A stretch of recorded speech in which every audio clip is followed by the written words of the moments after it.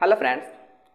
दोस्तों, आज हम बात करते हैं 3 टॉपिक पे। हमारा पहला टॉपिक होगा शासक देश, दूसरा होगा शासित देश और तीसरा होगा उपनिवेश। इसे हम अच्छे समझते हैं। उपनिवेश को समझने से पहले अगर आप 2 टॉपिक समझ जाते हैं कि शासक देश कौन है और शासित देश कौन है, तो यह समझना आपके लिए काफ़ी आसान हो जाएगा। तो फ्रेंड्स देखिए, यहाँ पे है शासक देश। आप समझिए कि पहले आप सभी जानते हैं कि भारत जो था 200 वर्षों तक लगभग क्या रहा, गुलाम रहा। किसका रहा गाइस? तो ब्रिटिश सरकार का।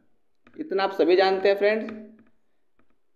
तो यहाँ पे समझिए कि भारत और ब्रिटिश में, यानी कि जो भी अंग्रेज थे, तो भारत और अंग्रेज में शासक कौन था और शासित कौन था। तो देखिए, जिस देश पे कोई दूसरा देश आकर शासन कर लेता है, अधिकार कर लेता है, तो जिस देश पे अधिकार किया जाता है, समझिएगा फ्रेंड्स, तो जिस देश पे अधिकार किया जाता है उसे कहते हैं शासित देश। ऐसा नहीं कि हम शासक देश के सामने लिख दिए तो वही हो जाएगा, नहीं फ्रेंड्स। जिस देश पे अधिकार किया जाएगा वह हो जाएगा शासित, और जो अधिकार करेगा वह कहलाएगा शासक। समझिएगा फ्रेंड्स, जो किसी दूसरे देश पे अधिकार करेगा उसे कहेंगे शासक है, और जिस पर अधिकार करेगा उसे कहेंगे यह देश शासित है। अब समझिए उपनिवेश के बारे में। जब कोई भी कमजोर या गरीब देश किसी समृद्धशाली राष्ट्र के शासन के अंतर्गत रहता है और उसके समस्त आर्थिक एवं व्यावसायिक कार्यों का निर्देशन एवं नियंत्रण शासक देश का होता है, तो ऐसे शासित देश को शासक देश का उपनिवेश कहा जाता है। मतलब कि जब कोई भी कमजोर या गरीब देश किसी समृद्धशाली राष्ट्र के शासन के अंतर्गत होता है, जब किसी भी गरीब देश पे, कमजोर देश पे कोई समृद्धशाली देश आकर के अपना शासन जमा लेता है और उस कमजोर या गरीब देश के व्यावसायिक कार्यों का निर्देशन और नियंत्रण वह शासक देश, यानी कि जो मजबूत है, समृद्धशाली है, वह देश करने लगता है, तो ऐसी स्थिति में क्या होता है गाइस?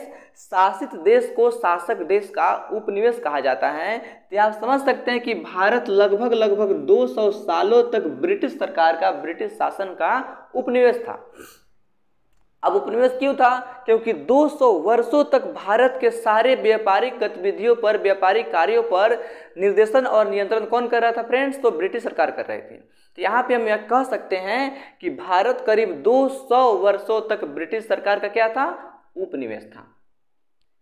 तो दोस्तों समझिएगा पहले फिर से, शासक देश वह होता है जो किसी पर अधिकार करता है, किसी देश पर जाकर के अपना राज कायम करता है, उसे कहते हैं शासक देश। और जिस देश पर वो राज कायम करता है, जिस देश पर जाकर अधिकार कायम करता है, उसे कहते हैं शासित देश। अब बात आती है उपनिवेश का। तो जब भी कोई कमजोर या गरीब राष्ट्र किसी समृद्धशाली राष्ट्र के शासन के अंतर्गत हो जाता है, और क्या होता है कि उसके मतलब कि उस गरीब राष्ट्र के समस्त आर्थिक एवं व्यावसायिक कार्यों का निर्देशन और नियंत्रण कौन करता है फ्रेंड्स?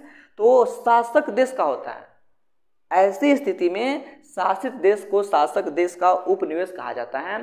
टोटल मिलाकर के जब किसी गरीब देश पे कोई अमीर देश, जब किसी कमजोर देश पे कोई मजबूत देश आकर के अपना शासन स्थापित कर लेता है तथा कमजोर देश के सभी व्यापारिक गतिविधियों का निर्देशन एवं नियंत्रण खुद वह देश करने लगता है जो मजबूत है, जो समृद्धशाली है, तो ऐसी स्थिति में उस कमजोर देश को, उस विपन्न देश को, उस गरीब देश को समृद्धशाली